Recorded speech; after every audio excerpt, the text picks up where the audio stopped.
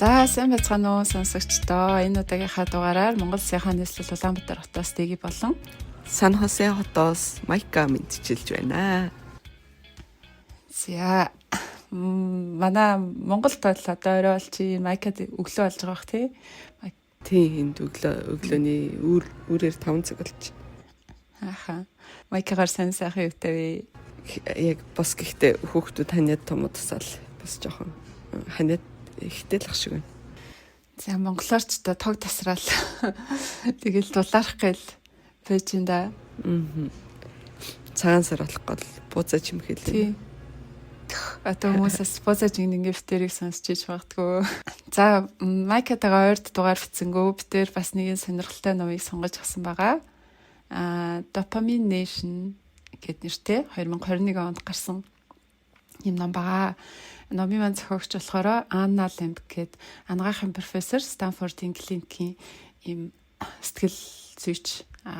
Тэгээд яг энэ донтолтын чиглэлээр нэлээд мэргэсэн юм хүн байгаа. Тэгэхээр ном маань энэ Dopamine Nation гэдэг ном маань бол ерөнхийдөө төрөл бүрийн донтолтоос хэрхэн урьдчилан сэргийлэх вэ? За донтолтонд автсан тохиолдолд яаж өөрийгөө одоо татан гаргах вэ? Ер нь яаж тэнцвэртэйгээр те айлхаа зүйлд одоо донтолгүйгээр хэрэглээгээ зохицуулах вэ гэдэг тэр талаар маш юм одоо орчин үед бидний тулгарч байгаа одоо янз бүрийн л асуудлууд байгаа те дэлгэцийн хэрэглээж гэдэг юм уу чихэр жимс идэгч гэдэг юм уу за эсвэл одоо шопинг хийчдэг ч гэдэг юм уу за арх тамхины хэтрүүлийн хэрэглээ за бүр хүндрэх юм бол пансууруулах бодис ч гэдэг юм те эдгээр бүх зүйлүүд ер нь л орчин үед маш хүн дээр тулгарч байгаа энэ асуудал донтолтыг ер нь хэрхэн бид нэр цаашдаа одоо зүгээр ойлгож те зүгээр одоо нэг өөрчлөн сэргийлж давж туулж гарах хэрэгтэй юм бэ гэдэг талаар юм сонирхолтой ном байгаа. Тэгээ Майкад ном ямар санагдсан бэ? Бид тэр чи 12 сард төрсэн те. Тэгээ ном сая 1 сард буцаад номын сангаас авах гэсэн чинь олдохгүй байсан гэсэн нэлээд эрэлттэй ном баг шиг байна. Тийм би анх чамайг хэлэхээр 11 сард авч уншсан бохгүй. Тэгээд уншичаад буцаагаад номыг сондогдсон чинь сая 1 сард авах гэсэн чинь бүтэн 3-7 хоног хүлээж авсан. Хүмүүс ер нь их уншаад буцааж өгөхгүй байх шиг лээ. Зөв. 21 онд бичигдсэн ном хэрч одоо бичигдээ 4-5 жил болсон ном. Гэхдээ яалтчгүй одоо хаасайгүй л альва зүйлийг хэтрүүлээ хэрэглэх те эсвэл ингээд буруу зуршилтай болох гэдэг асуудал чинь тулгандаад байгаа. Тэгээд Америкийн жишээ нэлээх байдаг болохоор Америкт 4-5 жил болсон ч гэсэн хүмүүсийн одоо уншихыг хүсдэг номны жагсаалтаас буухгүй байгаах гэж бодож байна.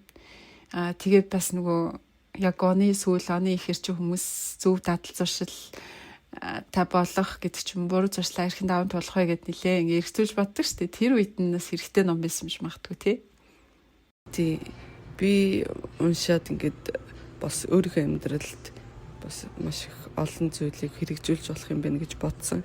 Тэгээ намайг уншаа байжсэн чинь манай охин ямар ном уншаад байгаа ингээд эхлээд арай л дарк санагдаад охиндоо уншуулахгүй гэж бодчихсан эсвэл манай охин уншия гэд өөрөө аваад сонирхолтой юм байна гэд уншаад эхэлсэн. Тэгээд 11 настай л та тэгээд миний бодлоор бас хүүхд залуучууд бид нэр ингээд айгаад ингээд жоохон хориод идэг тийм биш харин ингээд бас багаас нь мэдрүүлж ивэл бас зөв систем болов гэж бодсон. Тийм байна тий. Би бас энэ номыг уншаад яг ихэндээ нөгөө нэг одоо бидний үе чинь арх тийм пансууруулах байж салангуяа тий хол хөндөй зүйл болохоор ямар амар юм бэ пупа гэл ер нь л жоохон зарим дээр одоо айсан зочирсан байдалтай уншиж байгаа шүү дээ тий. Гэхдээ яалтчгүй одоо зенжи үе те эсвэл алфа генерашн гэдэг чинь энэ шинэ үеуд маань ирээдүйд тулгарч болох асуудлууд болохоор бас багаас нь л ээж аав хүний хувьч тэр одоо сургуульд ажиллаж байгаа хүний хувьч тэр ингээд хүүхдүүдэд зааж сургах хэрэгтэй юм байна, сэрэмжлүүлэх хэрэгтэй юм байна гэж л айгүйх бодогцсон. Харин тий. Эртнээс мэдүүлчихвэл хүн чинь ер нь мэдгүйгийн гайгаар их буруутдсан шүү дээ бас тий. Тий. Зөв. За тэгээд ном руугаа орохоос өмнө подкастын ерөнхий хэмтгэгчийг дурдъя. Quality for your health made in Germany. Denk Pharma таны эрүүл мэндэд чанарыг Германд үйлдвэрлэв. За тэгээд хоёлаа ном руу оръё. Ер нь бол 9 бүлэгтэй юм ном байгаа. Тэгээд бид тэр ээлжлээд ирье.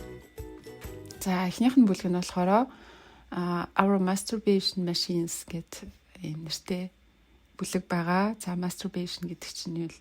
Гар хангалга их гэсэн утгатай тий. Тэгээд энэ дээр болохоор нэг 60-д настай секст дунтцсан ийм хүн цогц термин ирж байгаагаар эхэлдэг. Тэгээд энэ Жакоб гэдэг хүн болохоор ер нь зүүн Европ хуучин социалист оронд ингээд өсч төрнсөн. Тэгээ одоо 60-д наснда бол Silicon Valley-гийн ийм нэлээд томоохон компанид ажилладаг юм инженер хүн байгаа. За тэгэнгүүт энэ хүн болохоор бүр ингээд ухаан орсон цагаасаа эхлээл ер нь бол ингээд өөрийгөө тодорхой хэмжээгээр хүрдэг оролддог тий. Баг наснасаа гар хангалга ингээд өдөр тутамдаа хийдэг гэсэн юм л да. Тэрнээс ингээд таашаал мэдэрдэг гэхүү тий. Тэгээд энийг жоохон хөвгт байсан болохоор болохгүй ч гэж мэдгүй. За тэгээд сургуульд ороод төсвөр наснд очиод сүмдээ яваад за би бол арай л ингээд хэтрүүлж хийдэг юм байна. Болохгүй байна гэж ингээд гадарлаад ухаарад тэгээд сүмийнхаа ламтанд ингээд хэлсэн юм л да. Би ийм байдгаа надад туслаач гэдгсэн чинь сүмийн ламтан зүгээр л дахиад бити ингээд хэлчихсэн байгаа. Тэгэнгүүт нөгөө хүүхд чинь ингээд мэдж байгаа шүү дээ. Ер нь бол буруу гэдэг мэдж байгаа. Гэхдээ яаж болох вэ? Надад тусламж хэрэгтэй гэхэд тийм зөвлөгөө өгөхөр ер нь бол ерөөс тусалж чадаагүй. Тэгэл ингээд өсвөр наснда үргэлжлээл явсан. За 18 нас хүрээд болохоор ингээ их сургуульд орсон. Их сургуульд ороод хот газар очиод ганцаараа амьдардаг болоод тэгэнгүүт нөгөө инженер мэржлээ болохоор нөгөө сексийнхаа одоо дурслыг те одоо мэржлээ бараг ашиглаад гисэн юмээс тий. Гар хангалах гэдэг машин зохион бүтээсэн байгаа байхгүй юу? Тэгээд тэр машин зохион бүтээгээд өмнө нь бол ингээл өдөртөө нэг удаа ингээл төрхөн зур болдог байсан юм чинь одоо олонгууд ингээд тэр машиныхаа тусламжтайгаар нэг удаа бүр өчнөө олон цагаар ингэж нөгөөтгөө хийдэг болоод тий бүр ингээ гүн донтолтонд авцсан гэж байгаа юм. За тэгээд мэрэгчлээ бас гарамгаа байсан болохоор баруун Европ руу шилжиж сууршаад гэр бүл зохиогоод за тэгээд гэр бүлээсээ бол энэ буруу зуршлаа нэлээ нуудаг байсан. Тэгэж явж байгаад интернеттэй очирсан тэр үед интернет гарч ирээ. Тэнгүүд интернетээр чинь нөгөө порно гэл те бүр ингээд сексийн талаас бол ингээд ямар хэрэглээ байж болох уу гэдгийг бүр мэдээлэл маш нээлттэй болсон. Зөндөө олон сэтэл авч болох үс зүйлийг Жакоб бол интернетээр суралцсан. Янз бүрийн интернетийн хүрээлэлд орсон. За тэгээд бүр ингээд нөгөө машинаар ингээд хийдэг гэсэн чинь тэр нөгөө машинаа бүр ингээд тогон цохиулдаг. Тэгээ тогон цохиулж өөрөө таашаал авдаг. Бүр ингээд мэдгээ дараагийн түвшин ингээд хүрч байгаа байхгүй юу? За тэгээд ингэж явж байгаад эхнэрээс хоёр дахь эхнэртэйгээ ингээд уулзраад тэгээ бас л нөгөө эхнэрээсээ нуугаад явчихсан. Тэгээд 40 хэдэн наснда Silicon Valley-гийн цэвэр үндигийн технологийн компани ингээд ажилладаг болоо. Тэгээд тухайн үед болохоор нэлээ ийм одоо томилтоор явдаг гэсэн юм. Тэгээд зочид буудал томилтоор 2-3 хоногтой болохоор ерөөсөө л тэрийгэ хийдэг. Гэрээсээ хол ингээд ганцаараа хийх боломжтой болсон гэсэн шиг хийдэг. Тэрнээсээ болоод ингээд ажлаа салгардуулдаг ч юм уу, ажлаасаа сануулга авдаг. За тэгж жагаад бас их нэртэй баригдчихдаг. Тэгээ их нэр нь за чи ингээд наатаха болохгүй бол би ер нь бол сална тэргээд. Тэгээ нилээ гэр бүлийн хувьд ч тэр ажил төрлийн хувьд ч тэр тэгээд өөрөө бас нөгөө дандаа ингээд хэтрүүлэн энэ зүйлээ хийснийхаа дараа өөртөө гутардаг тий. Тэгэл нөгөө машина задлаад хайдаг, хоёрын савнд хайдаг. Тэгэл хэсэг байжснаа дахиад нөгөө нэг ерөөсө донтцсон хүн чинь тий нөгөөтгөө ингээл нөгөөтгөө байхгүй байж чадахгүй болол нөгөө машина хогноос ухаж гаргаал буцаагаал угсраал хийдэг ч гэдэм юм. Тэгээд ингэж явсараа бүр 60-д наснда эмчтэр ирж байгаа байхгүй юу. Тэгээ насаараа ингээд секс донтцсон байгаад шүү дээ тий. Тэгээд эмчэд юу гэж хэлсэн бэ гэхээр би ингээд донтогч чигээрээ өхмээргүй байна. Тэгээд би 60-д насалчлаа. Ингээд намайг авраач гэж хэлсэн байна.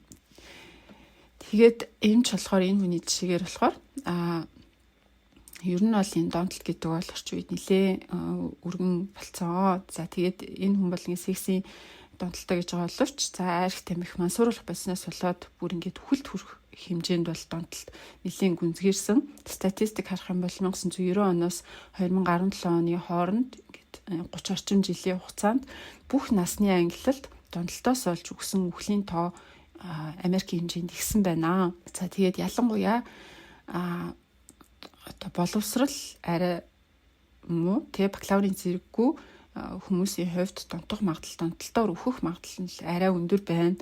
За түүний шалтгаан мэдээж хэрэг нэг доктор суурьшилтай орлогогүй ч гэдэм юм уу, утга учиртай ажил байхгүй гэдэг ч юм уу, эрүүл мэнд амьдралын баталгаа арай сул. За тэгээд тэр магадгүй сэтгэл готролтой, сэтгэл готролоосаа одоо цухтаахын тулд янз бүрийн зүйл хэрэгэлдэг, донддог. Тэгээд тэр нүхэл төрөгдөг чинь тиймэрхүү зүйлүүд байж магадгүй. За бакалаврын диплом зөвхөн 10 жилээ ингээд төгссөн цагаан арьстай Америк хүмүүсийн одоо хамгийн их үхдэг 3 шалтгаан нь болохоор одоо ямар болсон бэ гэхээр нэгдүгээрт хар тамхины үхэл, хар тамхиар хэтрүүлээ хэрэглэснээс болоод төгсөн. Эсвэл арх хэтрүүлээ хэрэглээд илгэний ямар нэг өвчин туссан. Эсвэл амиа хорсон гэсэн ийм 3 шалтгаан болчихжээ.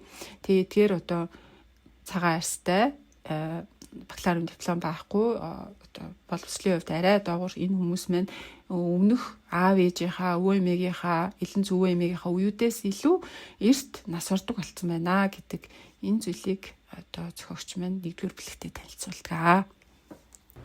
2-р бүлэгтээ болохоор одоо зохиолч маань хүмүүс одоо үед энэ үед өөрийнхөө өвдөлтөөс их зугтдаг болжээ гэдэг сэдвийг хүндэн зохиолч маань 30-аад жил эмч хийж ажиллаж ирсэн хүн байгаа. Тэгээд өөрийнхөө одоо өөр дээрээ ирдэг өвчтөн хүмүүсийн дундаас ингээ анзаархад ихэнх хүмүүсэд нь ингээд аав ээжийн хайр инрэлт маш сайхан гэр бүл төссөн. Тэгээд дээрээс нь ингээд биеийг нь харах юм бол маш эрүүл чирэг тийм хүмүүс байдаг боловч яагаад ч ингээд бүгдээр ингээд одоо anxiety буюу одоо их сандрах ч юм уу тиймэрхүү эмгэгтэй болсон байгаа харагдаад тэгээд эмч маань энэ 2-р бүлэгтээ 3 хүнийг юу болгож 3 хүнийг жишээ болгож үзүүлсэн байгаа. 1-р хүн нь болохоор Дэвид гэж залуу 2018 онд анх эмчтэр хурж ирээд 35 настай байхдаа би ингээд анх сургуульд орохдоо их сургуульд орохдоо ингээд танихгүй хүмүүсийн дунд орж чадахгүй хичээд бие бариад ингээд хөлс гараад тэгээд тэрнээсээ болж хичээл сурлага нь муудаад тэгээд хичээл шалгалтандаа бэлдэж гин гээд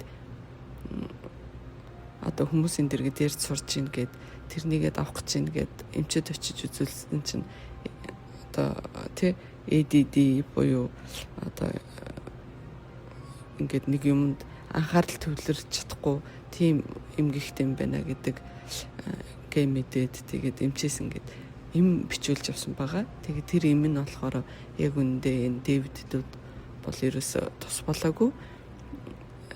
Дэвид болохоор ингээд улмал их эм угаал, улмал их одоо ингээд яг шалгалтын үеэр бол ялангуяа нэлээ ихийг уужиж тэгээд өөрөө ингээд хичээлээ хийж чаддаг болоод эсвэл хүмүүстэй ярилцаж чаддаг болоод байсан. Тийм болохоор 35 наснда энэ нь болохоор бүр сэтрээд илүү их хүнд болоод эмчтэр ирсэн байгаа. 2 дахь хүнийх нь кейс нь болохоор Кевин гэдэг хүн хурж ирсэн. Тэрээр Кевин гэдэг нь болохоор 15 наснда анх сургуульд авчдгаа болоод тэгээд тэрнээсээ хойш бүр ажиллаж чадахгүй, гэрээсээ гарч чадахгүй, ямар ч тийм юу ч хийх зорилгогүй болсон одоо тэгэл гэртээ би бол ингээл юу хиймээр вэ, тэрнийгээ ингээл өөрөө юу дуртайгаа хийдэг, хизээ хиймээр вэ, тэгэл дуртай цагтаа хийдэг. Тийм болохоор одоо ингээд тэр Кевинд бол ямар ч тийм мотивашн буюу одоо ингэмээр вэ, тэгмээр вэ гэсэн хүсэл эрмэлзэл байхгүй. Тэгэл гэртээ байж идэг. Тэгэл ингээл дуртай үедээ интернетээр ороод секс захиалж авчаал тэгэл эсвэл хоол түргэн хоол захиалж авчаал тэгэл гэртээ биждэг тийм залуу байсан. Тэгээд бас Софи гэдэг эмэгтэйгийн тухай бас эмч манд орсон байгаа.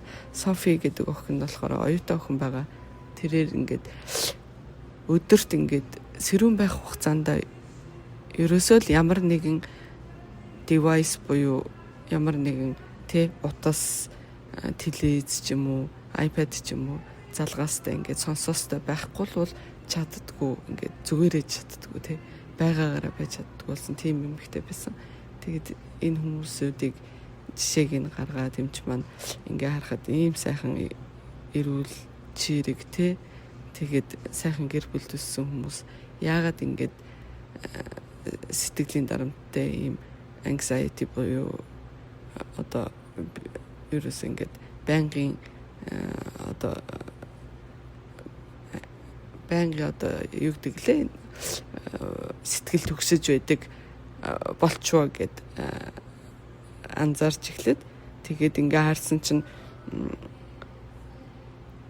ерөнхийдөө бол ингээд эмчийн бодлоор ингээд дээр үед бол ингээд бидний үед болохоор ингээд аав ээж нар бол ингээд маш хамаагүй ингээд хатуу ширүүн үгийг хүүхдүүдтэй хэлдэг гэсэн. Гэтэл одоо болохоор хүүхдтэй ингээйлжүүл би насан туршид ингээд траума үүсгэж юм болов ингэчүүл би хүүхдтэй болохгүй болов гэд ингээд бүр дэндүү нөгөө тал руугаа яваад ингээд хүүхдтэй нялцгаа ингээд бүр ямар ч юмыг даван тулж чадахгүй болтол нь ингээд дэндүү боцолоод өсгöd байгаа юм болов гэсэн үнцгийг гаргасан байгаа. Мөн 1900 оны үед болохоор ингээд эмчнэр болон судлаачид болохоор хүмүүс ингээд өвчтнийг мэдрэх нь болохоор өөрөө илүү ингээд нөгөө биеинд сайн юм гэж үздэг байсан. Гэтэл одоо болохоор ямар нэгэн жижигхэн л өвчнийг ер нь бол ингээд ерөөсөө мэдрүүлэхгүйг л аль болох хичээдэг Одоо ингээд бид нэр шүдний имлэг ороход хүртэл ингээд өвчин намдагтаарай. Энд чинь бүр ингээд шүд авахд бол бүр унтуулгатай хийдэг. Ямар ч бүр ингээд ухаангүй болгож жагаад хийдэг жишээний тэгээд бүр ингээд арай л дэндүү илүү хийгээд байгаа юм шүү гэдэг талыг бол үнцгийг бол манай эмч маань 2 дугаар бүлэгтээ гаргасан байгаа. Тэгээд мөн 1990 оноос 2017 оны үед ингээ харьцуулаад харахад депрешн буюу одоо сэтгэл гутралд орсон хүмүүсийн тоон 50%-аар ихссэн байна гэж одоо судалгаанд гарсан байгаа. Тэгээ ингээд харахад ер нь дээр үеэс ингээд харьцуулахад улам л илүү сэтгэл гутрал болон одоо иймэрхүү эмгэгүүд улам их ихсээд байгаа нь тодорхой болсон. Тэгээ Америкт одоо 4 хүүхдийн нэг нь хүүхэд штэ ерөөсөө том хүн биш 4 хүүхдийн нэг нь ямар нэгэн сэтгэл зүйн им хэрэгэлдэг гэдэг нь бас судалгаагаар батлагдсан байт юм байна. Тэгээд энийг харахад бол ер нь ямар нэгэн эмэн дээр ч юм уу эмэнд найдах биш өөрийнхөө яг одоогийнхоо амьдралтай тулаад өөрийнхөө өвчнөд тулаад явах нь илүү хүн илүү их тийм даван туулах чадвартай болдог юм биш үү гэсэн үзлийг гаргасан байгаа. Тэгэхээр чи одоо энэ Ана Лемб гэдэг эмч маань бол яг энэ эмийг нь жороор болгохгүй байгаа шүү дээ. Тэгээд энэ эм нь эсэргээрээ айгүй их тийм донтолтыг шинээр үүсгэж чинь сайныг авчирхаасаа бас эрсдэл илүү их дагуулж ийн гэдэг утгаар бичсэн нь нас нэлээд зөрчилдүүлмаар байсан. За 3 дугаар бүлэгт нь болохоор pleasure pain balance гэдэг хэсэг байгаа. За энэ дээр болохоор сая Майка Манус хэллээ өвдөлт. За эсвэл одоо нөгөө таашаал энэ хоёрыг яг зохицуулдаг механизм нь яаж ажиллана гэдгийн талаар ингээд тайлбарладаг. За эхлээд энэ нөгөө допамин гэдэг зүйлийг тайлбарлах хэрэгтэй баг Допамин гэдэг маань өмнөх бид нар нэлээд олон номдаар ярьжсэн. Энэ бол хүний биеийн одоо сэтгэл хөдлөлийг зохицуулдаг гол гормонуудын нэг байдаг. За тэгэхээр допамин бол ямар үед ялгардаг вэ гэхээр хүн альва зүйлийг хийх хүсэл төрөх үед ялгардаг. За яаж хүсэл төрдөг вэ гэхээр одоо хүн одоо жишээлбэл нэг шоколад хазлаа гэж үтээ ямар гоё амттай юм бэ дахиад нэг хазахсан гэж тэр хүсэж байгаа дахиад нэг гэдэг тэр үед ялгарч байгаа гормон гэсэн үг. допамин угаасаа л хүний бие байдаг те. Гэхдээ нөгөө хэр их допамин ялгаруулж ийнэ гэдгээс хамаарат тэр зүйлийг хэр их донтуулах магадaltaй вэ гэдгээс тодорхойлогдсон юм байна л да.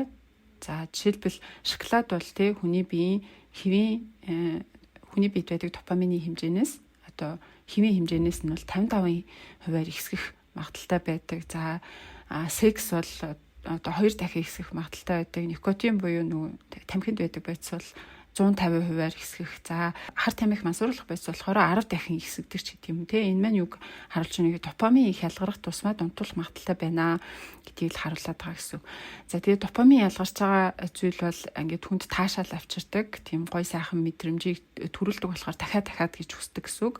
Таашаал мэдрүүлдэг бохгүй одоо өвдөл мэдрүүлдэг гэсэн. Хоёулаа тархины яг нэг хэсэгт зохицуулагддаг юм байна л да. Тэгээд эмч маань болохоор сүүлийн 75 жил нейросайенсд гарсан хамгийн том нээлтүүдийн нэг бол энэ байсан. Өвдөлт болон таашаал гэдэг маань ерөнхийдөө гээд маш уялдаа холбоотой ажилтдаг зүйл гэдгийг одоо олж нээсэн байт юм аа. Энд бол ийм 3 байдаг. 3 одоо хууль үйлчлэлт гэдэг чинь. Тэгээд нэг нэгээр нь тайлбарсан. Эхнийх нь болохоор өвдөлт таашаал гэдэг маань яг ийм дүүжингийн 2 тал суудсан байгаа юм шиг. Тэгээд савлуурын 2 тал суудсан байгаа юм шиг ингээд тэнцвэрээ олохыг хичээдэг. За бид нэр ингээд допамин их ялгаруулдаг ингээд таашаал авчирдаг одоо шоколадыг хидлээч гэдэг юм уу те эсвэл одоо секс хийлээч гэдэг юм. Тэгээ ингээд таашаал ихсэнгүү тэрний араас нөгөө нэг тэнцвэрээ олохын тулд араас нь өвдөлт ирдэг юм байна л да. Ямар өвдөлт вэ гэхээр дахиад нэг гэд ингээд хүсдэг те одоо тэр нөгөө нэг craving гэж ярьдаг штэ. Хүний зүгээр байхгүй ингээд хүсээд дахиад хийхээс дахиад идэхээс нь гэдэг юм те. Тэр ингээд хүсэл нь одоо хүнд өвдөлт болж араас нь мэдрэгддэг юм байна. Тэр нь гэхдээ ингээд тэнцвэрийн балансыг бас хитрхи ингээд доош нь дарж байгаа юм шиг өвдөлт нь бас хүчтэй ирдэг болохоор хүмүүс тэр өвдөлтөд авахын тулд дахиад идмээр санагдаал дахиад л одоо дэлгэцэн хэрэглээнд онцгой хүн бол дахиад нөгөө дэлгэцэн хэрэглэмээр санагдаач гэдэг юм уу те дахиад хэрэглэмээр ингээд санагддаг юм байна. Ийм тэнцвэрийн баланстай байдаг болохоор таашаал болгон ч тийм допамин ялгарч байгаа хэрэглээ болгон ч араасаа төлбөртэй шүү. Төлбөртэй буюу те араас чинь заавал танаас юм нэхээстэй байдаг. Тийм зүйл байдаг шүү гэж нэгдүгээр дүрмийг танилцуулж байгаа. За хоёрдугаар дүр нь болохоор ийм таашаал мэдрүүлэх юмнуудаар бол бид нар одоо ингээ орчин үе зодуулж штэ те. Ер нь бол ингээл за тэгэл дэлгэцэн хэрэглээ утас бол бүр маш донтуулах хэрэгслээдээ ичхэр жимсж байдаг юм уу. За шопинг ч гэдэг юм уу. Тэгээ эдгээр ингээ зүйлүүдээр бол ингээ орчин үед ингээ маш их элбэг болчихж эдгээр зүйлүүдээр бөмбөгдүүлэнгүүт нөгөө нэг тэнцвэрийн дүүжин даажин байна. Ингээ нэг тийшээ хитрхи хазаагаад тэгээд ер нь бол дүжирчдэг гинэ. Netflix-ээр чи авъя те. Netflix дээр ингээд хүмүүс айгуу гоё ингээд кино үзлээ гэж үтээ те. Ингээд өө ямар гоё кино үзчихвэ. Өстой яг энэ шиг кино дахиад үзмээр ингээл хайдаг. Тэгээд дараа нэг кино болоод үзсэн чинь нөгөө эхний үзсэн кино шиг нь гоё мэдрэмж төрүүлж чадахгүй. Тэгэл дахиад хайдаг. Нөгөө нэг мэдрэмжээ авах гал дахиад хайгаал. Тэгэл аюу их кино үзээлээдэг. Тэгсэн мөртлөө нөгөө нэг мэдрэмж нь дарагдахгүй байдаг ч юм уу те. Тэгэхээр яг нөгөө нэг эхний авсан мэдрэмж, хоёр дахь авсан мэдрэмж, гурав дахь авсан мэдрэмж гэдэг ингээд таашаалных нь хэмжээ нь ингээд буурал байдаг юм байна л да. Гэхдээ нөгөө хүссэн мэдрэмж нь дахиад гэдэг мэдрэмж нь ерөөсөө дуустгүй юм байна. Тэгэхээр нөгөө нэг тийм өсөглөн мэдрэмжтэй тэгээ тэрийг авч чадахгүй байгаад байнгут илүү хүчтэй допамин ялгардаг дараагийн донтолт руу шилжих бас магадaltaй болчтой юм байна. Одоо ингэ юм үзээд таашаал авдаг гэсэн мэл. За одоо энэс би нэг таашаал авч чадхаа болчлаа. Өөр ингээд бүр ингээд намайг допамин ялгаруулад гоё таашаал авчрах юу ээж болох вэ те? Юм иддэг болдог ч гэдэг юм уу. За юм иддэг байсан хүн бол дараа нь архиуж тэрнээсээ таашаал авдаг юм. За архинаасаа ингээд хангалттай таашаал авч чадхаа болоод дүжрхөөрөө хар тамхи руу гэдэг ч юм уу те. Ингээд нэг ингээд донтцсон тарих болон дараагийнхаа юм өсдөг болчдгоо гэдэг юм хоёрдугаар дүрмийг танилцуулж байгаа. За гурав дахь нь болохоор маш өндөр ийм допамин ялгаруулдаг донтуулах эрсдэлтэй байдаг зүйлийг нэг ингээд хэрэглэхээр тарих ер нь програмчлагддаг гинэ.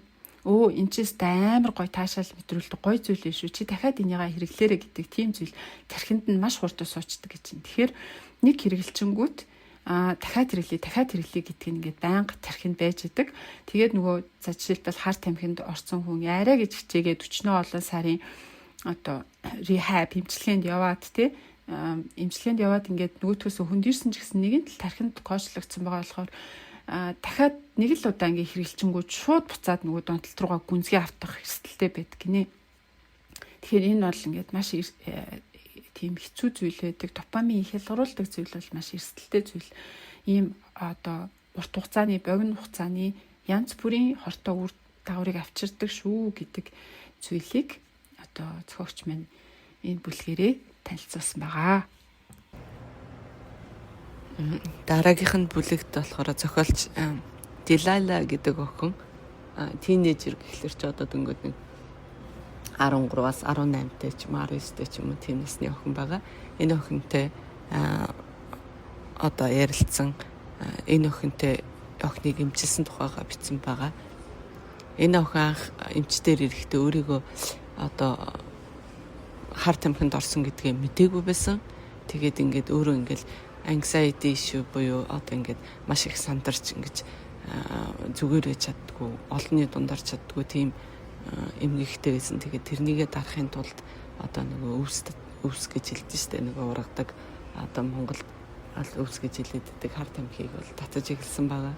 Тэгээд өөрөө болохоор энэ бол тэгээд зүгээр л нэг өвс те ингээд энэ надад амар их тавьширлыг авчирч гин гэж бодоод би бол ингээд өвс болохоор би ерөөс донтаагүй, хизээл бол хизээ гарчиж болно гэж бодоод исэн. Тэгээд анх ирээд эмчтэйгээ хэлээд надад бол их энэ өвсийг татхад хар тамхиг татхад ингээд тайвширлыг авчирдаг болохоор би их энийг одоо тий сандарч ингэж айсан үедээ бол банк хэрэгэлдэг гэж хэлсэн. Тэгээ эмчийн байдал одоо ингээд тий хараанаас ингээ харахад хизээч тэр хар тамхи бол ерөөсөө тийм эмгэгийг бол дарна гэж байдгүй, улмал ихсгэж улмал ингээд санаа зовлт улмал ингээд сэтгэл зүйн эмгэгтэй болгож байдаг. Тийм учраас энэ охин туслахын тулд эмч ирээд за хоёлаа тэгвэл чи үнэхээр тий донтаагүй гэж бодож байгаа бол хоёлаа 4-7 хоног ингээ хар тамхигүй байж үзье гэж хэлсэн. Тэгсэн чи охин би 7 хоног бол урд нь байж үзсэн, би байж чадна гэж хэлсэн. Тэгээ эмч за 7 хоног бол тий ерөөсөө тий проблем биш ээ. Чи 4-7 хоног асуудалгүй. Чи 4-7 хоног ядаж сар ингээд ийм мансууруулах байцыг хэрэглэхгүй байгаад үзээ. Тэгвэл чиний биенээс ч ингээд бүх хорн ингээ гарнаа гэдэг л. Тэгсэн чи охин ихлээд ерөөсө дургу би тэгээд ингээ сандрахаараа яах юм, ямар ийм хэрэглэх юм, яаж тавьшрах юм ингээ асуугаадсэн. Тэгээ энэ ч болохоор чи одоо дүнгээд 10 хэд настай байна. Тэгээд чи өөрийгөө бодоод үз 10 жилийн дараа тий 20 хэдэн настай да чи ингээл бос мансууруулах бодис өдр болгон хэрэглээд байна гэж ирээдүй чинь юм байна гэж харж гинүү гэдгсэн чи охин бас ухаантай охин байсан болохоор үгүй би тий 10 жилийн дараа би бас ийм амьдрал тий баймааргүй байна гэд. За тэгвэл 5 жилийн дараа чи ямар баймаар байгаа чи бас мансууруулах бодис хэрэглээл ах юм гэсэн чи охин 5 жилийн дараа би ингээд тех сургуулаа төгсөөд ингээд ажилд орж ийн тэр үедээ бас ингээд мансууруулах бодис хэрэглээд баймааргүй байна гэд бас их ухаантай охин байсан.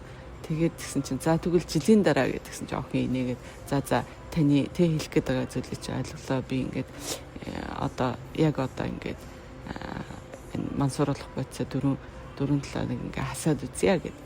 Тэгээ явсан чинь охин хөрхи эхний 2-7 хоногт нь маш хэцүү байсан. Ялангуяа 2 дахь 7 хоногт нь ингээ өөрөө мансууруулах бодисондоо ингээ донцсон гэж ерөөсөн мэдээгүй байсан чинь 2 дахь 7 хоногт нь болохоор бүр ингээ дотор нь мохоо оргоод бөөлж өгөөд босч чадахгүй ингээд одоо тий донтолтын бүхэл шинжүүд илэрсэн байгаа.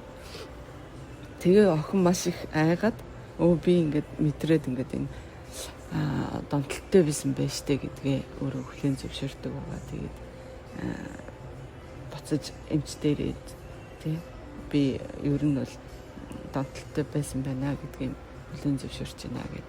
Тэгээд эмч за одоо тэгээ чи ингээд энэ донтолтоосоо гарах уу дараагийн тий үе шат юу юмэр байна гэд өөрийнх нь санааг асуусан чинь тий ер нь бол би гэхдээ тэр охины санал бодлоор бол би өөрийгөө ингээд контролдож чаддаг тий өөрийгөө амьдралыг өөрөө ингэж тийм мэдэж чаддаг хийж чаддаг болмоор байна. Би тэгээд нэг юмд ингэж донтмооргүй байна.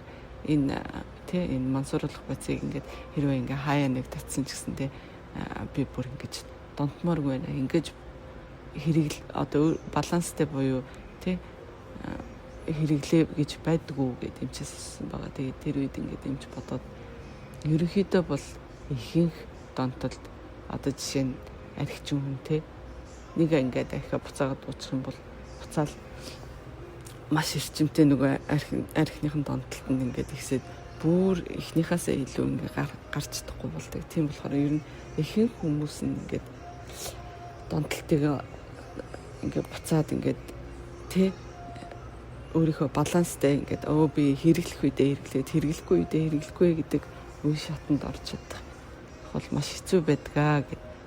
Тэгтээ тэр охин болохоор би ингээд амар ихтгэлтэй байна. Би ингээд чадна гэж бодоод байна гэж хэлсэн байгаа. Тэгээд тэр охины тэр асуулт бол эмчэд одоо тий хэдэн хүн ингэж донтолтоосоо салчаад буцаж ингээд баланстай зөв зохистой хэрэглээтэй болдог юм бол тоо гэдэг асуултыг бол үүсгэсэн байгаа. За тэгээд 5 дугаар бүлэгт нь болохоор нөгөө эхний бүлэг дээр ярьжсэн 65 настай Жакоб сексийн донтогчийн талаар эргээд ярьдаг. За тэгээ энэ хүн маань болохоор ингээд эмчдэр яваад бас нэлээ сайжирч ирсэн. Тэгээ тодорхой хугацаанд бас амны байдлаар порно үзэхгүй, гар хангалах хийхгүй гэд ингээд гэр бүлийн тал дээрээ ч гэсэн их нэртэйгээ уулзах гээд хичээг явьжсэн. Тэгсэн чинь түрүү явах болсон юм байна л да. Гэр бүлийн аялал хийгээд тэгээд тэр үедээ жоохон хүүхдүүдтэйгээ маргалтаад их нэртэйгээ ингээд жоохон маргалтаад жоохон стресстэй байгаад тэгээд зочид буудлаад тэгсэн зочид буудлынхын зурагтаар нэг бикинитэй усны хувцастай хүүхэн гарч ирсэн. Тэгэл тэрийг харсан чинь гинтхэн нөгөө нэг хамаг юм сэдрээл тэгэл нөгөөтгөө хиймээр санагдаал. Тэг буцаад орсон гэж байгаа байхгүй юу. Тэгээд нөгөө гарын доорх юм мэдгүй материалаараа нөгөө нэг балаа машин огсорч аваал тий. Тэгээд эмч рүүгээ залгаад би ингээ буцаад орчлоо гэд тэгсэн чинь эм чин чи Америкт буцаж ирээд даруй надтай уулзаа гэд. Тэгээд 7 хоногийн дараа ирсэн чинь аль хэдийн нөгөөтг нь ингээ буцаад дахицсан. Буцаад онтолтондоо орсон. Тэгээ би ингээ үнэхээр гармаар байна. Яах ёстой вэ гэд ингээ арга нь барагдцсан. Тэгээ эмч болохоор за эхлээ чи өөрийгөө уучлах ёстой. Чи ингээ хичээж байгаа хүн. Тэгээд зохиогч маань за хүн тэ эмийн бус аргаар гэд тонтолтоос гардаг. Одоо өөрийгөө контролддог 3 төрлийн арга байж болно гэж танилцуулсан. За эхнийх нь болохоор орон зайн хувьд өөрийгөө хязгаарлах. За энэ нь болохоор нөгөө хэрэглээгээ жоохон хэцүү болгох талаар ярьж байгаа юм л да. Жишээлбэл гээд кредит картаа зураа шопинг хийгээд идэг хүн байлаа гэж бодоход тэгээ кредит картаа хаяад тэгээ заавал бэлэн мөнгөөр тооцоо хийдэг болгох ч гэх юм уу те. Ингээ бэлэн мөнгө тоолоод ингээл төлөх гэдэг чинь бас хэцүү шттэ. Тэр үедээ за би чи юу ийгээд энэ ямар их мөнгө үрж ийна гэж бодогдсон те. Эсвэл уцаа их үзчихэд идэг хүн бол мэдгүй одоо уцаа унтахаа өмнө эсвэл тодорхой цагт ингээд өөр газар аваач тавьж түүцдэг ч юм уу. Тиймэрхүү байдлаар ингээ хязгаарлах ч юм. За зохиогчийн маань хувьд өөрөө бас донтолттой байсан байгаа. Тэр нь болохоор ийм романтик новел их уншдаг байсан юм л да. Одоо эмчээ хийж байхдаа бүр насанд хүрсэн хойно гэсэн үг шүү дээ. Шөнө оройн цагаар нөгөөтгөө уншаад орой хүртэл байцдаг. Тэгээд маргааш нь аягүй их нойрны дутагдaltaй байдаг ч юм уу тий. Нөгөө өмнө нь бол ингээл номын сангаас очиж авдаг ч номын дэлгүүрээс ингээ худалдаж авдаг байж байгаа. Сүүлдээ тэр романтик одоо новелуудаа, романтик зохиолуудаа Kindle-с ингээ шууд татаад авчдаг болсон юм л да. Тэнгүүд тэр чинь ингээл шөнө оройн цагаар нэг юм уншчаал араас нь дахиад уншмаар ин гэсэн тохиолдол нэг товч дараал дахиад нэгийг хутлаад авчиж байгаа байхгүй. Тэгэхээр ингээд донтолтыг маш гүнзгийрүүлэх дамархан нөхцөл байдал үүсчээд исэн гэсэн үг. Тэгээ тэрийг анзаарангуудаа хэцүү болохын тулд Kindle огт хаяад Kindle огт хэрэглэхээ болоод тэгчингүүт ингээд орой уншмаар байсан ч гэсэн нөгөөтг нь байхгүй. Тэгээл өдөр болгон хүн чинь номын сан дэлгүүр явна гэж байхгүй, ажлын цагаар л явна те гэмчил ингээд хэрэглээ нь ингээд хүсэн хүсээгүй хязгаарлагдчихж байгаа гэсэн үг. Гэх мэтчлэнгээр ингээд хүн хэрэглээгээ хязгаарлая гэвэл зориудаар тэрийг хэцүү болгох, орон зай хувьд төвхтэй болгох боломжтой гэж хэлж байгаа юм. За гэхдээ энэ дээр нэг жишээ байгаа. Тэр нь болохоор нөгөө ихддэг хүмүүс ч хотоодоо тайрчдаг тийм хагалгаа хилэгдэг штэ. Тэ? Тэгээ энийг болохоор бас тийм үр дүнтэй байж чаддаггүй. Ягаад гэхээр ихддэг хүмүүс одоо ингээ хотоодоо тайруулаад идэх нь багасж байгаа ч гэсэн тэр допамина өөр зүйлээс хүсэж идэг. Тэгэнгүүт тэр нь арх мансууруулах бодис болох магадлал аюул өндөр байдаг. Над дээр ирдэг яг ийм хаалгаанд орсон хүмүүсийн ихэнх хувь нь бол дандаа араас нь ийм арх мансууруулах бодисонд гүнзгий авцсан тийм тохиолдлууд байдгаа гэж бас хэмжлүүлсэн байгаа. За тэгээ хоёр дахь бас өөрийгөө хязгаарлаж контролдож болох зүйл болохоор цаг хугацааны хувьд контролддог юм байна л да. Тэр нь болохоор ингээд одоо хэрэглээгээ хойшлуулна гэсэн үг. За одоо нөгөө тэдэс хэдэн цагийн хооронд л идэж гэдэг юм. Эсвэл одоо гэрийн даалгавар хамаг юм ажлаа амжуулчаад нэг цаг л Netflix үзье гэдэг ч юм уу. Тэ ингээд нэг юм хэрэглээгээ хязгаарладаг тийм тохиргоо. За хүүхдүүд дээр бол бид нар нөгөө скрин таймыг нь ээж аавынх нь зүгээс удирдах болдог шүү дээ. За чи өглөөний 8-аас оройн 8 хүртэл хэрэглэх боломжтой, нэг хэрэглэхдээ 2 цаг л хэрэглэх боломжтой ч юм те. Ингээд ийм хязгаар тавиад өгчих юм бол бас дунтах магадлал аюу бага байдаг гэдгийг клиникийн одоо хархан дээр туршдаг ч юм те. Иймэрхүү туршилтууд нэлээд нуталсан байт юм байна. Тэгээд энэ дээр гардаг жишээ болохоор харт амхны бас дунталтын жишээ байгаа юм л та. Нэгэн ийм араб соёлтой орноос ирсэн Америкт те Стаффорд их сургуульд ирсэн ийм оюутан байсан. Тэр оюутны хувьд болохоор нөгөө нэг шашин шүтлэг нэлээ хатуу байсан болохоор төрсөн нутаг орондоо бол тийм зүйл огт мэдгүй байжгаад Америкт ирэнгүүтээ арх одоо мансууруулах бодистой нэлээд танилцаад тэгээд хэрэгэлдэг болоо. Тэрнээсээ болоод хичээл сургалага нь муудаад тэтгэлгээ алдахтаа тулаад нэлээд эрсдэлтэй болонгоо за би ингэж болохгүй маань ингэ замаа алдчих болохгүй маань би үнэхээр хэрэглэмээр байгаа бол семестрийнхаа шалгалтуудыг бүгдийг амжилттай дуусгасан хойно л нэг жоохон хэрэглээч гэдэг юм. Эсвэл бакалаврынхаа дипломыг амжилттай хамгаалаад бүх зүйл ардаа хийсэн хойно л нэг жоохон хэрэглээч гэдэг юм. Ингээд хойшлуулдаг систем рүү орсон юм байна. Тэгээд тэрнийхээ ачаар харт амхинд авталгүйгээр те үнэхээр л одоо бүх зүйлээ айдгаа авдартай хийсэн хойно л ингээд тодорхой хугацаагаар хэрэглээ болждаг. Тэгж явжгаад докторт орсон юм байна л да. Тэгээ докторт ороод тэ магистр бакалавр амжилттай ингээд докторт орсон ийм залууч нь нэгдүгээр курстэй гээд нэг найзтайгаа партийн дээр ярьж агаад тэгээд ингээд өөрийгөө яаж хязгаарладаг талаар ярьсан чинь найз нь "Үе чи ийм ухаантай залуу юу гэж донтдгийм бэ? Чам шиг ийм ухаантай залуу донтно гэж байхгүй хаа" гэд хэлсэн чинь нөгөөт чинь нэрч тийм үү гэж сэгснүү яасан те. Юу хэрэглээгээ ингээд хязгааргүй болгоцсон. Нөгөө хойшлуулдаг хугацаа тавьдаг байснаа болоод за би ер нь алцахгүй гэж удаад хэрэглээд эхэлсэн чинь ингээд хамаг юм гаргуунд нь гаргасан гэж байгаа байхгүй. Тэгэхээр энд маань энэгээр юу гэж хэлж байгаа гэхээр арх тамхи яг энэ нөгөө допамин ялгарч байгаа тийм ийм бодис хэрэгэлсэн ч юм уу эсвэл ийм донтцсон байгаа үед угаасаа хүний ухаалаг тарих ажилтгүй. Чиний хэр ухаантай байх чинь ерөөсөө хамаа байхгүй. Тэгээд чиний тэр сэтгэлийн хүч тэнхээ гэдэг чинь бол угаасаа хязгаартай байдаг. Тэрэндээ огт найдаж болохгүй. Илүүтэй яг л ийм тайван хэрэглээгүй байгаа. Эрүүлэр бодож сэтгэж чаддаг, логикоор бодож чадж байгаа үедээ чи төлөвлөх хэрэгтэй, хязгаарлах хэрэгтэй, өөртөө дүрм тогтоох хэрэгтэй. Хүний тарих богино хугацааны таашаалыг ингээд хөөж байгаа үедээ илүү эмоцлог тарих чинь ажилладаг.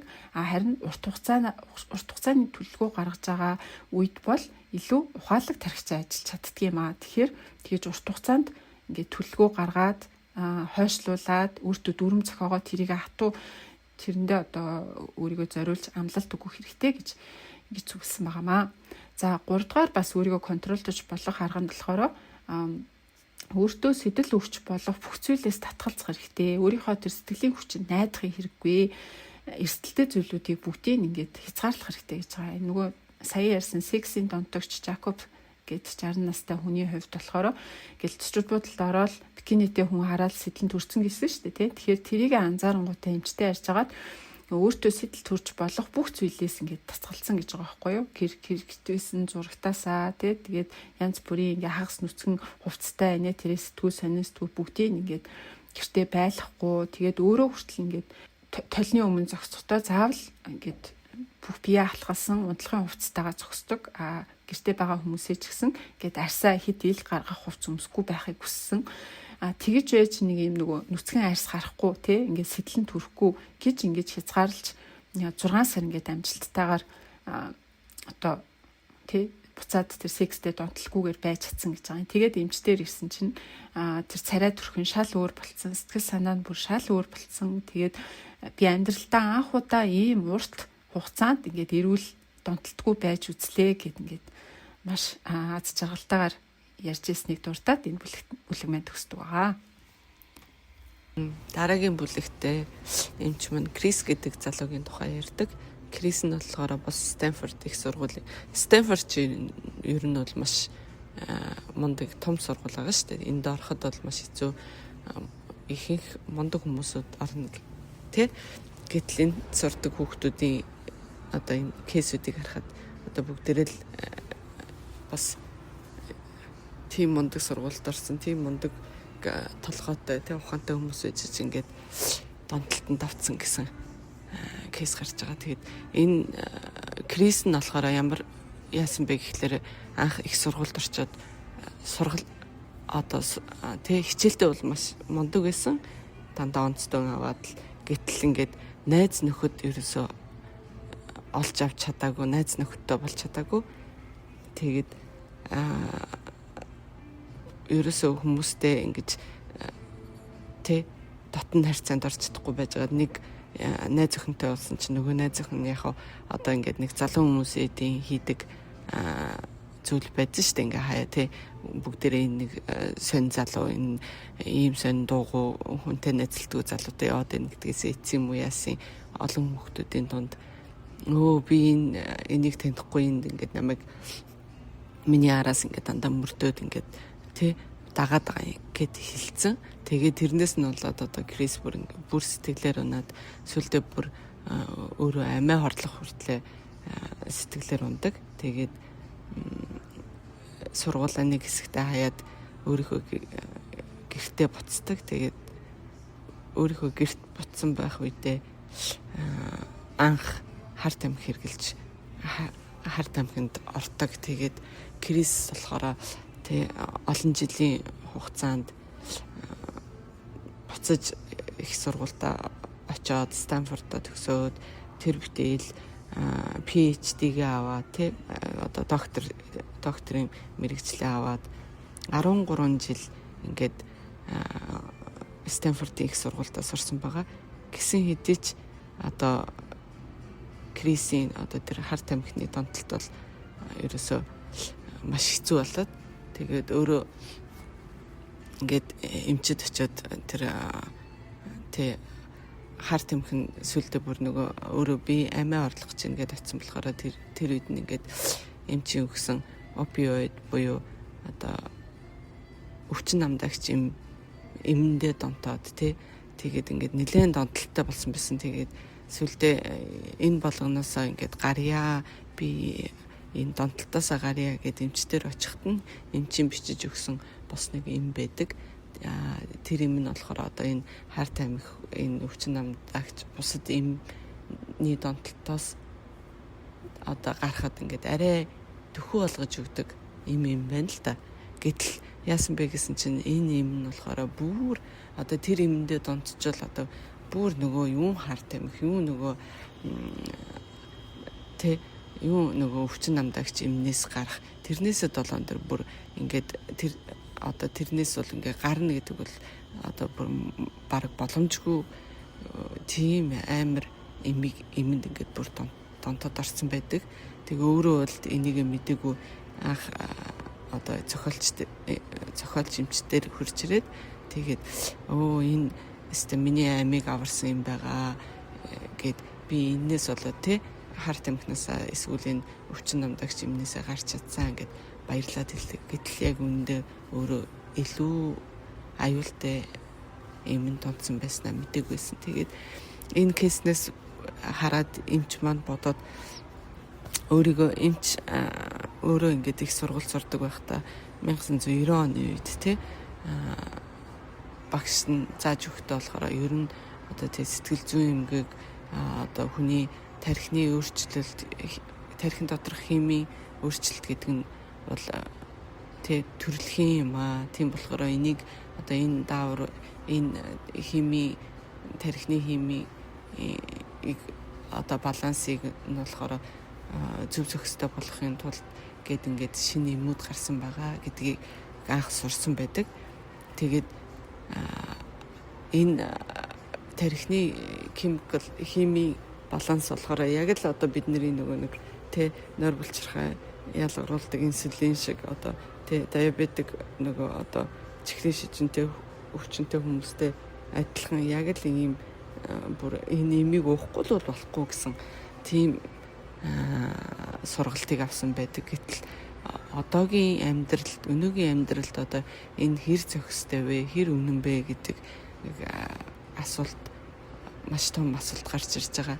Тэгээ эмч ингээ өөрийнхөө өвчнүүдээс ингээ харахад те ихэнх ингээд сайхан өссөн боломжтой айлын хүүхдүүд те эднэр ингээд яг үнэхээр тийм төрөлхийн эмгэгтэй болоод өссөн байна уу? Эсвэл ингээд те ямар нэгэн юмнаас болоод одоо жишээ нь өвчнөөс цухтаагаад ч юм уу ийм юмыг мэдэрмээргүй санагдаад эднээсээ цухтаад эмд ороод байна уу? Эмний донтолтой болоод байна уу? Эсвэл хар тамхины донтолтой болоод байна уу гэдэг нь бас нэг асуудал юм а гэж бодсон. Тэгээд зарим нэг им одоо эмчийн өгдөг им нь бол одоо донтолтонд орох юм бол тэр нь бол бүр одоо жишээ нь одоо ингээд нэг гудамжинд зардаг одоо хар тамхинууд байдаг. Тэднээс илүү бүр хэд дахин илүү хор нөлөөтэй донтуулах магадaltaй юмнууд бас байдаг. Тийм болохоор ер нь ингээд ийм олон имийг ялангуяа хүүхэд залуу наснаас нь бага наснаас нь өгөөдөж болж гин үү? Бид нарын энийг ингээд сайн бодож үзэх ёстой юм уу гэсэн асуудлыг дэвшүүлсэн байгаа. Тэгээд 2011 оны датагаар харахад одоо Америкийн хүүхдүүдийн тий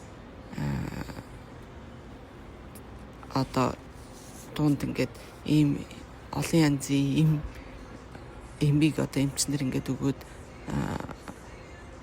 байгаа хүүхдүүдийн дунд ингээд ажиглахад одоо ядуу зүдүү бүрэ тийм хүмүүс илүү их ногдоод байна гэдгийг бас нотлогдсон байгаа. Тэгээд ингээ харахад ер нь энэ эмийг ер нь амьдралыг ингээд нөгөө уг нь бол эм гэдэг чинь ингээд амьдралыг аврах хэрэгтэй юм байдаг. Гэтэл энэ бид нар одоо яг энэ эмийг амьдралаа аврах гэж хэрэглээд байна уу? Эсвэл бүр дороотолж хэрэглээд байна уу гэдгийг сайн бодох хэрэгтэй юм байна гэдгийг энэ бүлэгтээ эмч гаргасан байгаа. За тэгээд дараагийн бүлэгт нь болохоор сая яг нөгөө өвдөлттэй холбоотой хэсэг байна. За нэг нь Майкл гээд залуугийн жишгээр эхэлдэг. Майкл бол 35 настай маш тийм баян чинэлэг, царайлаг, сайхан их нэртэй, хайртай хүнтэйгээ гэрэлсэн юм аз жаргалтай амьдралтай амьд харагдаж байгаа боловч бага залуу наснасаа эхлээд ер нь ийм хар тамхи масруулах бодисонд донтцсон ийм хүн байсан. Тэгээд эхнэр нь бол за чи ингээд хар тамхинасаа гарахгүй бол би ер нь салнаа гэд. Тэгээд за амьдралаа сүрүүлэхдээ тулж байгаа болохоор ер нь ингээд гармаар байна гэд нэгээд эмчтэр ирээд ингээд өхөн сэргийн хэмжлэгэнд хамрагдаад гарах гэж маш хичээсэн. Тэгээд тэр явцдаа болохоор нэгэн тестнийхаа хичээлээр очиод байж байгаа дасгалжуулагч нь зүгсэн юм л да. Чи ингээд булчинчин өгдөд байвал дасгал дуусныхаа дараа хүүтэн шаварт ороорой, хүүтэн шүршүрт ороорой гэж зүгсэн. Тэгээд нөгөөд чи хүүтэн шүршүрт орсон чи ихэндээ мэдээж тэр чин ингээд хүүтэн шүршүр айгүй өвдөл мэдрэгтэй л ингээл айгүй тухгүй яжснаа хэдэн секундын дараа нөгөөд хөндөө тасаад тэгээд шүршүрт ороод гараад ирсэн чинь бүр нэг сайхан кофе уусан юм шиг сэргээд тэгээд тэр ирч хүчтэй өөдрөг сэргэг байдал нь хэдэн цагийн турш тэр үргэлжилсэн гэж байгаа.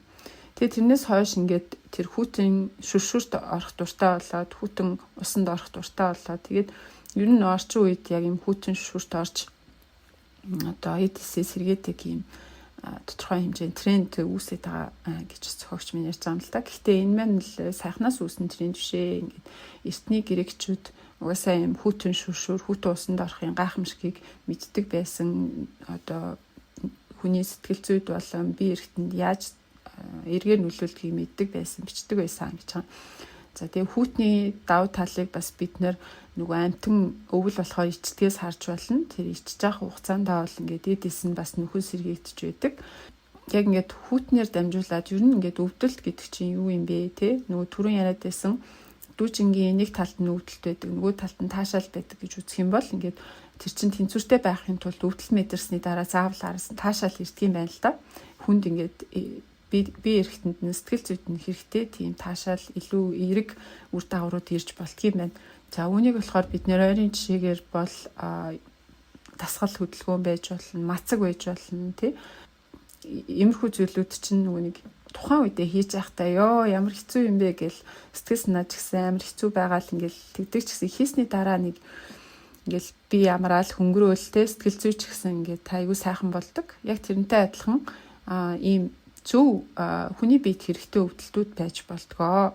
Тэгээд эмчийн хувьд болохоор ялангуяа тасал хөдөлгөөн бол хүний сэтгэлийг сэргээдэг. За тэгээд мэдээж хэрэг тэг биеинд ямар олон ач тустай билээ, бие эсрүүцлийг сайжруулна.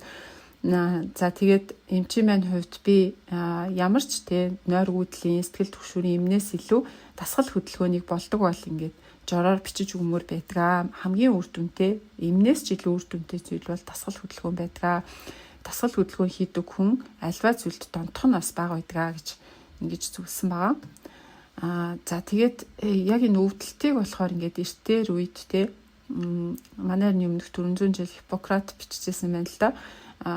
Нэг одоо сул өвдөлтийг нэг хүчтэй өвдөлтөөр дарж болдгоо гэж ингэж хүртэл бичижсэн юм байна. Тэгээд 2011 онд хийсэн бас нэг юм туршилтаар 20 гаруй настай ийм залуучуудыг ингээд цуглуулад халуунаар янз бүрээр ингээд жижиг өвдөлтүүдийг ингээд мэдрүүлээд явсан чинь ингээд эхний өвдөлтөнд дараагийн өвдөлтөөрөө намжаад байгаа ингээд анзаарсан юм байна л да. Бас бидний эргэн тойронд харж болдог өөр нэг жишээ бол нөгөө уламжлалт хангаа ухааны зүү эмчилгээ байдаг шүү дээ. Тэ энэ чинь бас нэг төрлийн ингээд өвдөлтөөр хүнийг ангаагаад байгаа юм байна л да. Эдис нь тодорхой хэмжээнд цочроо өгөөд өвдгөөд гэхдээ тэр нь нөгөө нэг яг суур одоо биеийн өвдгөөд байгаа өвчнийг ингээд ангаах тустай байдаг ч юм тий. Тийм зүйл байдгаа гэж.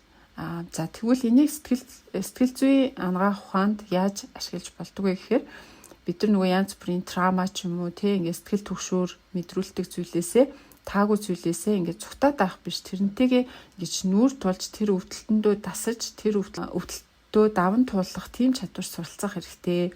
За жишээлбэл түрүү нөгөө Айкагийн ярьжсэн Дэвидийн жишээ байна тий. Дэвид бол ингээд олон хүний дунд орохороо сэтгэл түгшүүртэй байдаг, айцтай байдаг ийм хүн байгаа. Тэгэнгүүт манай эмчийн баг болохоор Дэвидийг за чи ингээд 7 хоногт 3 удаа ажил дээрээ ажлынхаа галтгоонд нэг юм танихгүй нэг хүнтэй 2-4 минут small talk хийх хэрэгтэй тий. Ойр зүрийн юм ярьж сурах хэрэгтэй. Тэгэж ингэж нүүр хагарч те энэ айцаа даван туулах хэрэгтэй байна гэд тэрийг хийж үтсэн. Тэгээ эхэндээ бол нөгөө хүн чинь бүр амар айгаал хамаг хөлсөн гараал чичрээ салганаад өөрийгөө ухаан алдах нү гэж бодсон.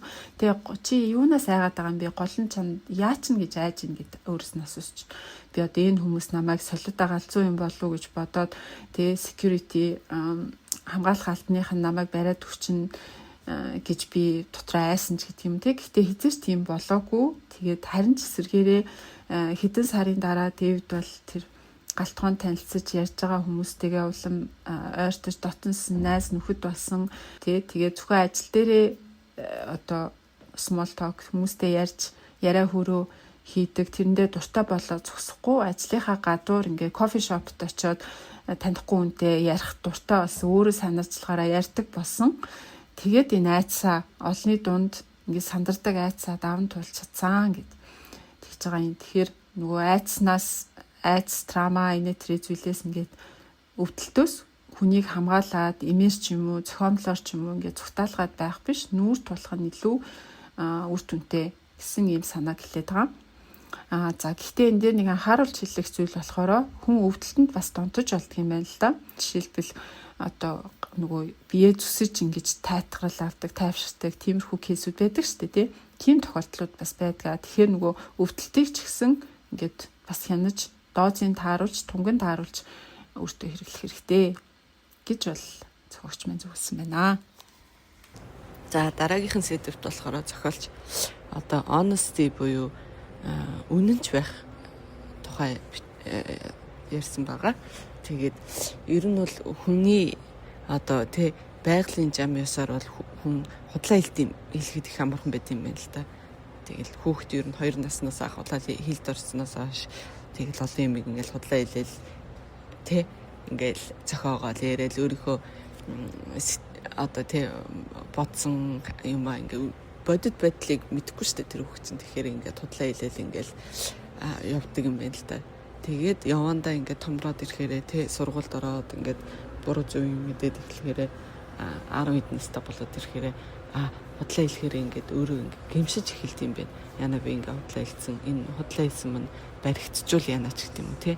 Би ингээд худлаа хэлсэн юм чи одоо энийг дахиад худлаа хэлэхгүй болохгүй. Өөр хүн бас нөгөө худлаагаа ярихгүй болохгүй. Худлааг ингээд давтан хийхгүй болохоо байлт юм байна л да. Тэгээд тэрнээсээ болоод хүн бас ингээд их сэтгэлийн дарамтанд бас орд юм байна. Тэгээд гэтэл яг ингээд үннээ хэлнэ гэдэг чинь маш их одоо тайвшрал, тайтгарал амар амгалан авчирт юм байл та. Тэгээд ингээд хүмүүс ингээд хөвчлэн ялангуяа насанд хүрсэн хойноо ингээд үннийг хэлнэ гэдэг маш хэцүү болчдөг зарим үед. Тэгээд ялангуяа энэ донтолтонд авсан хүмүүс бол маш их худлаа хэлдэг. Найз нөхөд гэр бүл хамаатан садан ойр дотны бүх хүмүүстэй ингэж худлаа хэлдэг.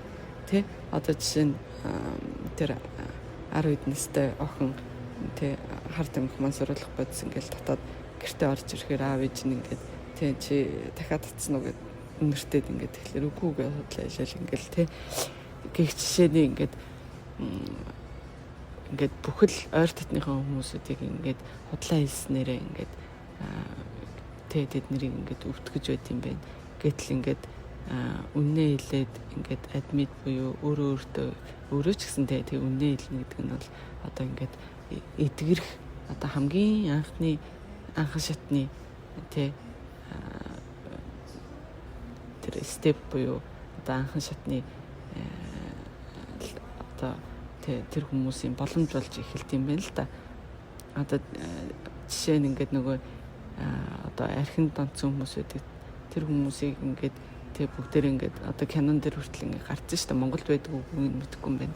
Ингээд бүгдээр ингээд судлаад тойрсож би тэг ийм юмны донтолт, архины донтолттой би ингэсэн би арх ухаараа ингээд ингээд бүгднийг ингээд ярьдаг. Тэгээд яагаад тийм групп байдаг вэ гэхлээрэ бүгд адилхан проблемтэй хүмүүс, асуудалтай хүмүүс суулж байгаа болохоор тэд нэр бие биенээсээ ичихгүйгээр хэлж чаддсан юм байна. Тэгээ бас ер нь үннийг хэлэхээр нэг хүн үннийг хэлэхээр нөгөө хүндээ ингээд халдварлалт юм байна л да. Тэгээ нэг хүн тэр цуглаан дээрээ л ингээд нэг нь ингээд үннээ хэлэхээр тэгээд ойрт тэ хажууд нь байгаа хүмүүсүүд би ингэсэн гэж зоригжоод ингээд үннээ хэлээ яадаг. Тэгээд ингээд үннээ хэлээд эхэлснээс эхлээд одоо тэр донтолтоос салах эхний алхам болж эхэлт юм байна. Тэгээд одоо тэр ихэнх хүмүүс тэр өөрснөө ч мэддэггүй байдаг. Тэгээд тэр үннээ ингэж хэлнэ гэдэг нь өөрснөө бас ингээд би нэрээ ийм асуудалтай юм биш үү гэдгийг ойлгох нэг том хүчин зүйл болт юм байна. Тэгээд одоо ингээд хүмүүс чинь сэтгэл зүйчдэр очиж ярьдэн штэ тий. Тэгээ өөрийгөө ингээд онгоолгоод яриад ингээд тэгээд тэнцэнээс ингээд эдгээд тайтгарлаа явдаг. Тэр нь бас юу вэ гэхлээрээ одоо ингээд өөр хүмүүст ингээд хэлж чадахгүй байгаа юм сэтгэл зүйчдэр очиж ярьцдаг тий. Ингээд чанга хэлээд тэрнийг өөрөө сонсоод тэгэхээр бас өөрөө мэдрээд би ингээд байгаа юм байна гэдгийг ойлгодог. Эсвэл одоо тэр сайн нийлсэн архины хамгаалалтын хүмүүс тий донтолтын хамгаалалтын хүмүүсийн цуглаанд очиад ярьдаг. Эсвэл одоо ингээд зарим нэг шашин шүтдэг хүмүүс чинь тий сүм дээр очиод тий пристед тэр нөгөө сүмийнхаа тэр лам дээр очиод нүглэн амжилтдаг тий. Эсвэл зарим нэг хүмүүс бол ингээд найз нөхдөдөө хэлцдэг тий би ингэсэн штэ гэд. Бүр болохгүй л ингээд зарим хүмүүс ингээд өдрийн тэмдэглэлт юм байна. Тэгээд ингээд үннээ хэлэх нь бол маш их сэтгэлийн амар амгалан авчирдаг юм байна. Тэгээд энэ зохиолч маань энэ архины амралтын AI спонсор гэдэг AI group гэдэг энэ хүмүүсүүдийн одоо энэ хүмүүсүүдийн тийм юу байд юм бэ л да одоо тийм яг ямар тест дараалалаар явдаг, яг яаж явдаг, эдгээр чинь бас тийм програмтай байт юм байна. Энэ эднэрийн програмыг бол маш сайсааж бичсэн байгаа. Тэгээд энэ програмын нэг юм нь болохоор ингээд хүмүүс очиод ингээд хэлэхдээ би I am responsible буюу би яг эндээ өөрөө миний буруу тий би ингээд ингэсэн энэ бол миний буруу гэд тэрнийг хүлээн зөвшөөрж ингэж хэлж тий би одоо ингээд архи буцаад уцаан тэгээ архи уснаас болоод ингээд одоо жишээ нь гэр бүлийнхаа хүнийг зодцсон ч гэдэг юм уу гэр бүлийнхаа хүнийг ингээд дахиад ингээд хэрэлцсэн ч гэдэг юм уу гэд ингээд энэ үйлдэл бол бүгдээрээ миний буруу гэдгийг бол яг хэлж байгаа тий хэлүүлж чадаж байгаа тэр програм бол үнэхээр сайн програм байна гэд зохиолч дурдсан байгаа. Тэгээ бас одоо ингээд зохиолчийн хэлснээр бол ихэнх хүмүүс ингээ өөрийнхөө тухай ярихдаа өөрийгөө ингээд хүнд илэрхийлэхдээ тий дандаа өөрийгөө ингээд өөрийгөө буруугүй болгож ярьдаг тий би л ингээл хөөрхий ямар ч буруугүй байж байгаа нөгөө хүмүүс тий ингээд буруутай тэгээ би ингэсэн би ингээд дандаа victim болсон буюу би л өрөвдөлтэй би ингээд одоо тэг гимтсэн гэж ингэж ярьдсан байна. Тэгээ хүмүүс бол яг тэгж өөрийгөө ингээд хүмүүст ингээд найз нөхдөд ингээд ярьж байгаагаа сонсоод өөрөө хэрвээ тэгж ярьж ивэл одоо бас тэг бас идэрэх болоогүй байна.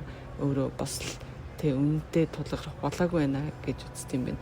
Ямар нэгэн одоо жишээ нь тэ ямар нэгэн үйлдэл болсон байлаа ч гэсэн тэрэнд одоо өөрийгөө тэ би өрөвдөлтэй би ингээд гэмтэл авсан би ингэсэн гэд ингээд нэг хүмүүс нэг заримдаа нэг ингээд өөрийгөө ингээд нэг өрөвдүүлэх гээл байдаг штэ тэ тэгж биш ийм юм болсон байна хичнээн би энд ингэж өвдсөн ч гэсэндээ би энд хүрэх шалтгаан би өөрөө байсан юм байна гэж хэлж эхлэх юм бол тэр хүн одоо тэр донтолтоос тэр бүх юмнаас салж эхэлж байгаагийн бас нэг жишээ болт юм байна. Тэгээд одоо сүүлийн үед бол ингээд ялангуяа ингээд сошиал медиа гарснаас хойш ингээд хүмүүс ингээд үннээ хэлнэ тий гэдэг маш ховор болсон.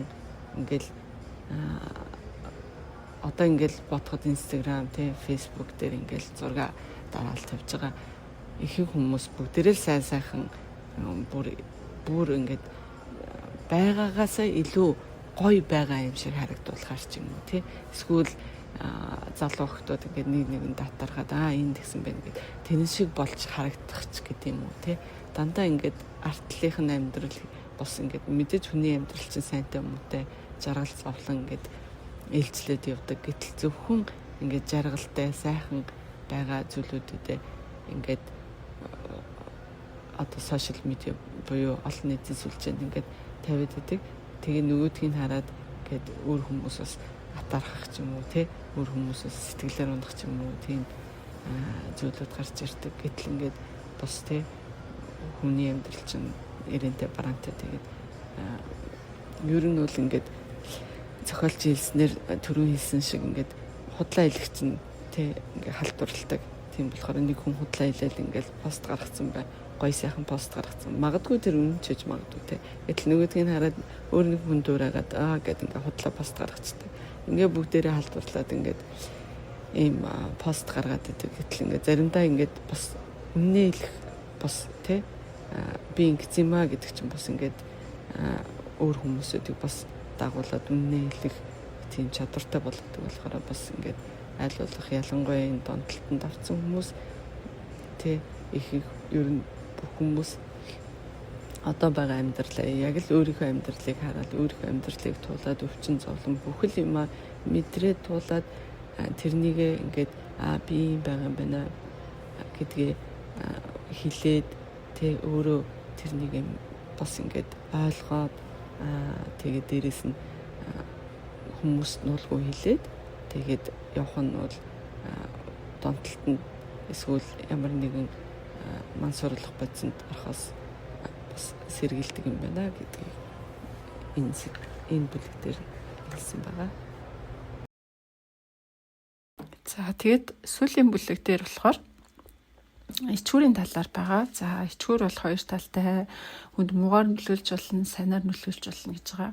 За муугаар нөлөөлдөг жишээ нь болохоор ингээд хүн тэд онтолттой байдаг ч юм уу, хэцүү байгаа үедээ нөгөө хүрээллийнхаа хүмүүст ингээд хандангууд тэр хүмүүс нь түүнийг улам буруутгаал, гадуурхаал, тойргосоо шахаж зайлуулаад ингээм бол тэр хүн улам ганцаардаад улам л нөгөө нэг сэтгэлийн дарамт хэцүү зүйлээ нөгөө донтож байгаа зүйлээсээ тайвшил ирж хаагаад улам ингээд донтолт нь гүнзгийрдэг, уучирдаг юм байна л да. Харин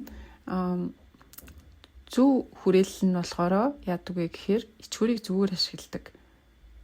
Сая Майка хэлээд байгаа нөгөө архин донтогчдын цуглаан байна шүү дээ. Тэр нь болохоор саяын ярьсан жишээнээс ялгаатай нь болохоор аливаа алдааг нь уучлж хүлээн зөвшөөрдөг, нэг нэгэндээ тусалдаг. Тэгээд юу ч штэ тэ ингээд алдааг бусдаас хайх биш, хохирогчийн өнцгөөс харах биш, хүн болгон өөртөө ингээд тодорхой хэмжээний үүрэг хариуцлага ухамсарлаа. За энэ үр дагавар бол надаас үүдэлтэй, миний үйлдэлээс үүдэлтэй, миний хийж чадах зүйлээс энэ байх ёстой гэд хүн болгоо ингээд нэг нэгэндээ амлалтаа өгөөд тэгээ нэг нэгэндээ тусалдаг болохоор нөгөө хүмүүсийнхаа итгэлийг нь алдчихгүй юмсан, хамтдаа хичээх юмсан гэдэг тэр зөв одоо мотивацаар донтолтоосоо хамтдаа гарах гэж хичээдэг тийм бүлэг юм байна л да. Тэгэхээр хэрвээ одоо алдаа гаргачих юм бол бас нөгөө хүмүүсээсээ санаа зовно. Зүгээр хичээд байгаа байхгүй. Тэр ичгүүр нь тэр хүнд ингээд зөв шүрэг болж ажиллаад байгаа гэсэн үг. За би итгэлийг алдчихлаа да. Гэтэ тэрийг нуухгүй. Ягаад тэгэхээр тэнд уучлж туслах тийм бүлгэн байгаа болохоор би яг ингэчлээ. Би ийм алдаа гаргасан. Би одоо энийг засна гэж бодож байгааг дахиад хамлаад эхнээс нь нөгөө 10 алхам байдаг үлээ те 10 удаа алхам байдаг үлээ тэр алхмуудаа эхнээс нь хийгээл явдаг гэж байгаа юм. За тэгэхээр яг ийм нөгөө нэг үнэн шудраг те бусдад илэн далангүй өөрийнхөө алдааг хүлээн зөвшөөрдөг одоо энэ соёлыг бол бид нар гэр бүлтэй ч гэсэн хөвшүүлэх хэрэгтэй. Бид нар хүүхдүүдтэй эцэг эхийн хувьд бол гээ заавал төгс ээж аав байхаасаа илүүтэйгээр алдаа гаргасан бол алдаагаа хүлээн зөвшөөрдөг, уучлал гуйдаг, хүн төгс байдаггүй маа. Алдаа гаргасан ч тэрийгээ засаад залруулад явах боломж байдгиймаа гэдгийг үлгэрлэх хэрэгтэй гэж зөвлөсөн байгаа. Бас нөгөө талаараа хүүхдүүдэд цаасан болгон өмсгөх хэрэг байхгүй. Хэрвээ одоо чадахгүй зүйл байгаа бол тийч чадаад байна гэж хэн дээр цэцэг ургуулгаас илүүтэйгээр миний охин энийгээ чадчих, энийгээ жоохон сайжруулах хэрэгтэй мэдгийг жоохон хүүхд гэлгүйгээр үнэт шударгаар ингэж зөв фидбек шүүмж өгч байвал хүүхд ч гэсэн би энийг сайн чадаад байгаа юм байна. Энийг сайн чадахгүй байгаа юм байна. Энэ нь одоо хэн нэгний буруу биш, ерөөсөө л миний л өөрийн л асуудал гэд зөв хариуцлага ухамсарлж чаддаг. Тэгээд өөрчлөлт гэдэг чинь ер нь бол би энийг чадна, би энийг чадахгүй. Тэгээд тэр чадах зүйлээ хичээ гэдэг тэр контролыг өөрийнхөө гарт аваад юуг өөрчилж чадахаа гэдгийг юм тунгалаг нүдээр харахаас эхэлнэ шүү дээ. Тэгэхээр тэрэнд нь ингэж хүүхдээ багаас нь сургах хэрэгтэй, зааж өгөх хэрэгтэй гэж зөвлөсөн байгаа. Тэгээд ээж аавын хувьд ч гэсэн өмнөх номнуудаа бид нар зөндөө ярьжсэн. Тэгээ нөгөө хүүхдтэй трама үүсэхгүй ингээл байнга аз жаргалтай таашаалаар дүүрэн амьдрал өгөх гэдэл ингээл те дураараа эрхлүүлээд байхаасаа илүүтэйгээр гээд хязгаарыг нь тавьж өгөх хэрэгтэй. Хүүхдтэй болох зүйл, болохгүй зүйл гэдгийг нь ингээд зааж өгөх, дүрмтэй байх гэдэг чинь ээж аавын хийх ёстой хамгийн чухал ажил байгаа. Тэгээд тэнд бол хүүхд мэдээж хэрэг дургуутсан шүү дээ. Би ингээд уцаа үзмээр байна. Би зурагтаа үзмээр байна. Ягаад ингэтийн гэж сэтгэл хөдлөлөө илэрхийлэх бол хүүхдийн хийх ёстой л ажил те. Тэнд нь харин яаж тайвшрах вэ? Яаж энэ уурын мэдрэмжээ сэтгэл хөдлөлөө зүгээр таньж тайтгарч сурах вэ гэдгийг зааж өгөх болно. Тэрнээс биш заавал хийснийхэн зоргоор ингээд таатай мэдрэмж төрүүлэхийн тулд ээж аав бол зарчмаасаа ухрах ч гэдэг юм уу, дүрмгүй байх ч гэдэг юм уу, тийм байж болохгүй гэдгийг бас сануулсан. За тэгээд ерөнхийдөө ном маань энэ хүрээд өндөрлөлөө.